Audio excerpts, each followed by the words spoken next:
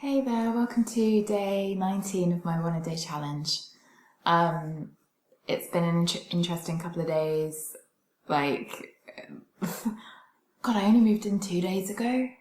Whoa, reality check, I just realised. I feel like I've been living in this home now for weeks, and I guess that just shows how much of a home it's already become. Very surreal, and so much has happened, you know. Tim and I are evolving together through this process at a massively rapid rate. And I think with that kind of like really rapid expansion and evolution and processing, it's like powering through what normally would take even years, like in the space of a few hours. You know, the expansion is just unbelievable. And there's a really interesting thing happening where this evening he's been really okay. So I'll backtrack a bit. So this morning I just woke up and I just felt dreadful, and I thought, I don't even know how I'm going to get out of bed today. I don't know how I'm going to do today. And so I had a chat with my lovely new housemate Victoria for a while, and then I made myself a cacao smoothie. And what was coming up was the kind of like I'm integrating more the reality of my dad sexually abusing me. So I've had the visual flashback, and then I had a feeling flashback, and now it's kind of like, okay, I had the feeling of being raped, but it was like the physical sensation of it happening to my body, and I've got no idea of like of how. Like, firstly, like physically, how did that even work, given that I was a young child? But then secondly, like how? And it sounds kind of weird, but it's like, in trying to grasp the reality of it, it's almost like, okay, different visuals coming in, like it's like almost like trying to understand. It doesn't quite feel like it's enough to go, okay, this happened. It's like, I want to know what happened exactly. And so my mind, I guess, has been kind of like trying to piece together the puzzle. And in doing that, it's obviously like really, really uncomfortable and painful terrain. And so I woke up this morning just feeling absolutely like dreadful. And then I thought, I've got to do this.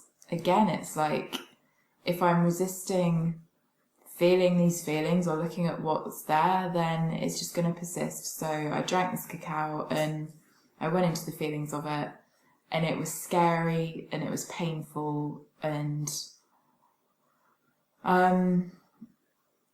it was, I don't know, I actually ended up going into like quite a deep sleep, healing myself at the same time. So it wasn't as traumatic as I thought it would be. It ended up being more of a gentle realigning myself with source energy, and moving out of the kind of like the pain and the fear of it. So I don't know, I'm processing it one day at a time, kind of working through. But what was really interesting this evening is my boyfriend Tim he had a kind of almost like a flashback himself, or a similar kind of thing. You know, I think in my energy field at the moment, I've got like, how did it happen? What actually happened? And I think he picked up on that, and he suddenly felt that and got quite upset. And then it was that dynamic again of him feeling very upset that happened to me.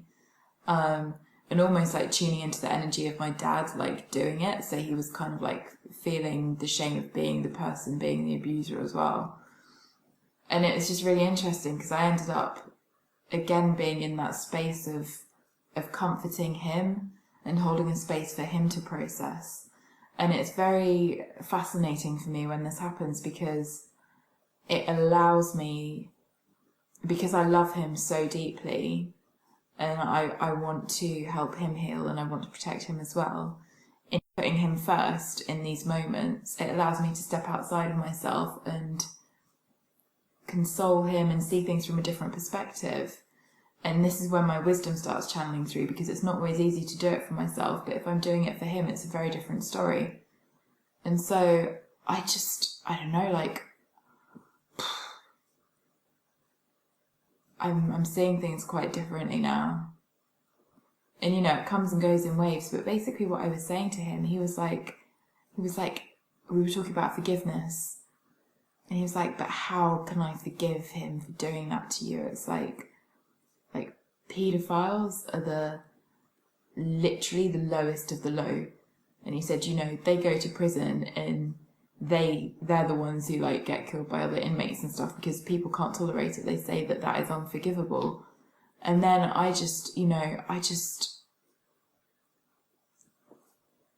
felt this, like, I know that I've incarnated to raise the consciousness of this planet.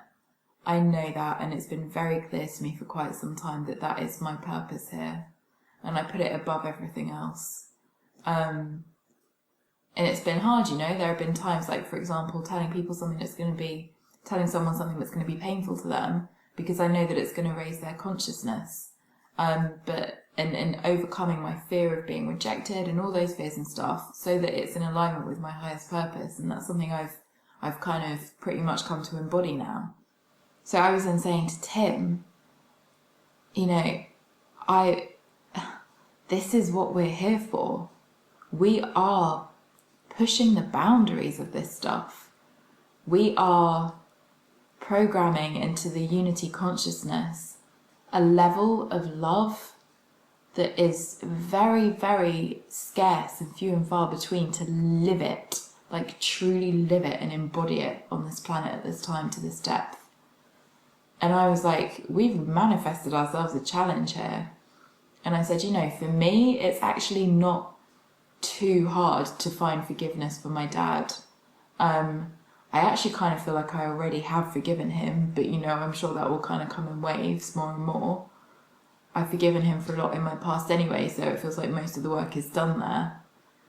But for Tim to forgive my dad for doing that to me when Tim loves me as much as he does, that's tough. And I said to him, you know, it's easy for me to say that I forgive him because it was done to me. That's one thing. And I said, if something happened to you, I don't know how I'd be able to handle that. And it's like, you know, this is what I was saying to him, like, we've created this for ourselves, because if we can find this level of love and forgiveness for people who have moved that far away from the light, then that is creating a whole new paradigm, and that is shifting this planet into a much, much higher frequency. And I know this with my own shadow work, you know, this is why I'm not scared to go to those places that are the most threatening, the most shameful. If I feel that there's shame there, I want to go there. It's why I'm talking about this so openly, because I know that to shift from duality to unity, to feel complete in myself and to truly love myself, I have to love everything about myself. I can't be selective. It's easy to love the things I like about myself. It's like, oh, cool, you know, I'm creative. I love that about myself. Great. Oh, I was sexually abused by my dad. I love that about myself. You know, that is not easy. It's not easy to love that happened to me. And it's not easy to love my dad for doing that to me. But if I can reach that place, that's really, really powerful. And that is when, you know, these distortions of the psyche that happen, these perversions of our expression of ourselves as humans that kind of come to the surface, we're scared of them. We reject them, we resist them, we judge the hell out of them. We banish them, we lock them up for life. We don't love them. And in resisting them the way that we do, that is exactly what perpetrates and breeds more of this madness. Whereas if actually the light of love was shone on things that are that far removed from the light, what kind of space are we opening up for a transformation to occur? So, wow, yeah, I'm really getting the power of this now. I'm gonna work on that. On some level, I already do feel a deep gratitude and love to my dad for doing that to me. I know it sounds kind of bonkers, but what it must have taken for him to do that, and I know he's done it because it's part of my journey and part of my awakening. And you know, there's just so many different levels of viewing our reality. And I choose to view it from the highest perspective that I can. And that is that I am completely powerful and I have created everything in my reality, including the pain and the drama, for the evolution of my soul and for the evolution of humanity and of consciousness and of the consciousness of the universe. So, kind of deep tonight. But that's where I'm at. Feeling pretty empowered actually, so that's kind of cool. So, thank you for watching and namaste.